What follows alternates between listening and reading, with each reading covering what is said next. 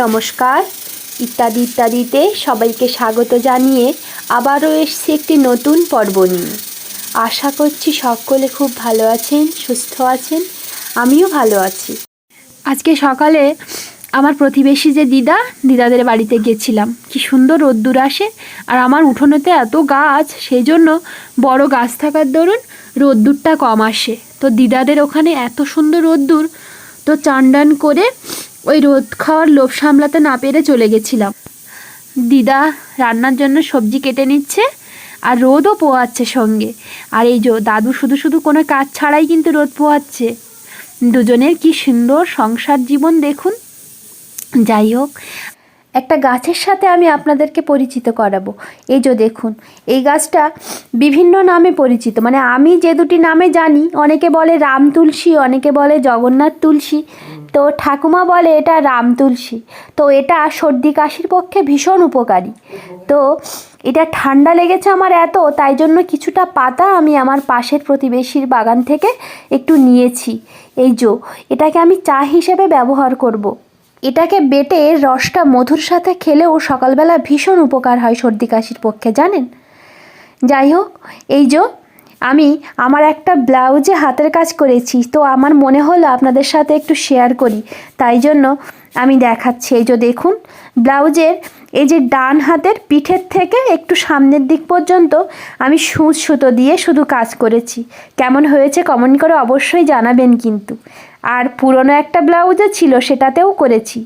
শুধুমাত্র যে সুতির কাপড়ের ব্লাউজগুলো পাওয়া যায়, সেই ব্লাউজগুলো কিনেই আমি এই হাতের কাজ করেছি।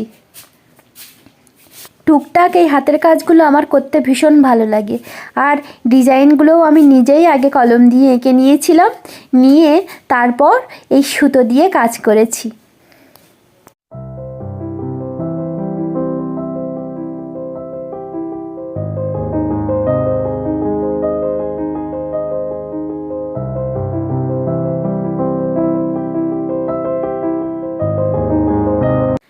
এই দেখুন, এই ব্লাউজটাতে আমি একটু লেস লাগিয়েছি, আর এইটাতে হালকা কাজ। এটা অনেক পুরনো ব্লাউজ, তবুও আপনাদের সাথে একটু শেয়ার করলাম।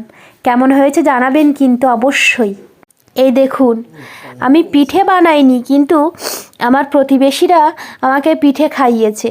একটা বৌদি কাল পিঠে পাঠিয়েছিল, সেই পিঠেটা আপনাদের দেখানো হয়নি। সরু চাগলি আর ওই যে খেজুরের গুড়। আর এই যে পাশের বাড়ির প্রতিবেশী দিদা আমাকে এই যে এই ভাপা পুলি আর তার সাথে দিয়েছিল এই যে খেজুরের গুড়। খুব ভালো খেতে হয়েছিল জানেন। একটু ফল খাই, তো ফলের প্রতি খুব একটা রুচি নেই, তো মাঝে মাঝে তো খেতে হয়। তো একটা মুসাম্বি বের করলাম, আর রান্নার জন্য একটু পেঁয়াজ কলি, টমেটো, কাঁচা লঙ্কা বের করলাম। কি রান্না করব কিছুই এখন ঠিক নেই। তো আসলে আজকে একটু বেলায় রান্না হচ্ছে, কেননা বরমশাই বাড়িতে নেই, আমি আর ঠাকুমা দুজন মাত্র খাবো। আমি তো একা থাকতে পারবো না, তাই জন্য ঠাকুমা আসবে। তো মাছটা ততক্ষণে বরফ ছাড়াক, চলুন ততক্ষণে মুসাম্বিটা খাই। আর আমার উঠোনে নারকেল গাছের ফাঁক দিয়ে একটু রোদ্দুর আসছে, ওখানে একটু বসে যাই। আর এই দেখুন, সকাল থেকে অনেক জামা কাপড় কেচেছি। বরমশাই অনেক সকালবেলায় বেরিয়েছে, কেননা ওর বড় পিসেমশাই মারা গেছে, তো শ্রাদ্ধ, সে উপলক্ষে ও গেছে, তাই জন্য বাড়ি ফাঁকা। আর আমি একটু ল্যাদ খেয়ে যাচ্ছি সারাক্ষণ। উঠেছি 9টায়, শাসন করার মতো কেউ তো নেই। যাই হোক, এবার মাছগুলো বরফ ছেড়েছে, রান্না করে নেওয়া যাক দুপুরের মতো। ঠাকুমা কখন আসবে ঠিক নেই, রান্নাটা করে রাখি। বাটা মাছগুলোকে প্রথমে লবণ হলুদ মেখে নেব খুব সুন্দর করে। আর এই বাটা মাছ দিয়ে কী রান্না করব প্রথমে ঠিক হয়নি, তারপর ভাবলাম দেখি নিজে কিছু করা যায় কি না। এই যে আমি এই পাত্রটাতে আমি বেশ কিছুটা পরিমাণ তিল নিয়েছি, আর নিয়েছি পোস্ত দানা, আর এর সাথে দেব কিছু কালো সাদা সরিষা। আমি এই কালো সাদা সরিষা একসঙ্গে মিশিয়ে রেখেছি, তাই জন্য এই দুটো একসঙ্গে মিশিয়েই দিই। শুধু কালো সরিষা না, খুব ঝাঁঝ হয়, তাই জন্য আমি সাদাটাও মিশিয়ে রেখেছি। এই দেখুন, এবার ভালো করে বোঝা যাচ্ছে তিল, পোস্ত আর সর্ষে। এটা আমি শিলে খুব সুন্দর করে বেটে নেব। আর এই যে পেঁয়াজ কলি আর লম্বা লম্বা করে টমেটো কেটে নিয়েছি সুন্দর করে, কাঁচা লঙ্কা আর পেঁয়াজ লাগবে। এই যে আমি বেশ কিছু লাল সবুজ এই যে কাঁচা লঙ্কা ছিল সেটার সাথে ওই তিল পোস্ত আর সর্ষেটা সুন্দর করে বেটে নেব। এই দেখুন আমার মশলাটা বেটে নেওয়া একদম রেডি হয়ে গেছে। আর এই সবগুলো আমি নিয়ে নিয়েছি, এগুলোই লাগবে। লবণ হলুদ যে পরিমাণ মতো লাগবে সেটা আমি অবশ্যই বলে দেব। এই যে কড়াইতে আমি অনেক আগেই তেল বসিয়ে দিয়েছি গরম হওয়ার জন্য, আর তেলটা গরম হয়ে গেছে। এবার আমি মাছগুলো লাল লাল করে ভেজে নেব। মাছগুলো বেশ বড় বড় সাইজের আর এত টেস্টি। এখন যে পুকুরটা ছেঁচা হচ্ছে তো সেজন্য পুকুর ছেঁচা বড় বড় বাটা মাছ উঠছে, তো ভীষণ ভালো খেতে। বড়মশাই সেদিন নিয়ে এসেছিল, ঠাকুমা বাটা মাছ খেতে ভালোবাসে, তো ঠাকুমা থাকবে জেনেই ও বাটা মাছটা নিয়ে এসছে। এত হাওয়া আসছে বাইরে, ঠান্ডা উত্তরে হাওয়া, যে জানালাটা বন্ধ করে দিতে হচ্ছে, নইলে উনুনটা নিভে যাচ্ছে। মাছগুলো এপিট ওপিট করে আমি বেশ সুন্দর লাল লাল করে ভেজে তুলে নেব। এই দেখুন আমার মাছটা সুন্দর ভেজে নেওয়া হয়ে গেছে। এবার পরের পালা। এই দেখুন কড়াই ফোড়ন হিসেবে ব্যবহার করেছি কালো জিরে। কালো জিরেটা সুন্দর একটি গন্ধ ছাড়লে ওর ভিতরে দিয়ে দেব আমি কুচিয়ে রাখা পেঁয়াজ।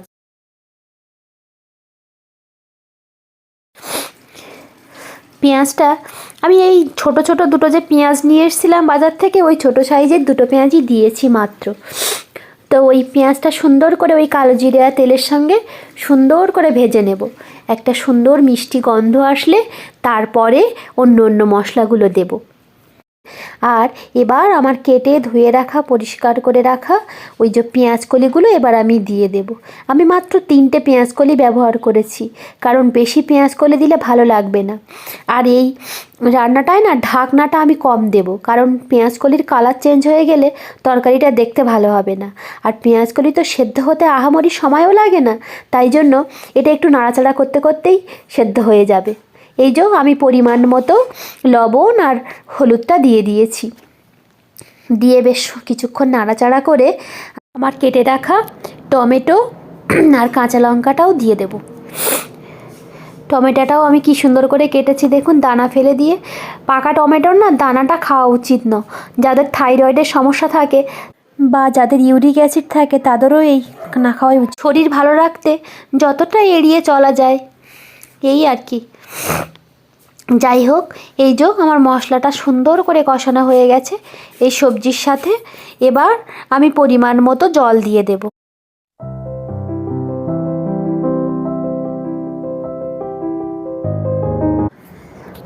পরিমাণ মতো জল দিয়ে ঝোলটা ফুটে উঠলে আমি মাছ আর ওই সর্ষে পোস্ত তিল বাটাটা দিয়ে দিয়েছিলাম, কিন্তু সেই ভিডিওটা আমি হঠাৎ করে ডিলিট করে ফেলেছি।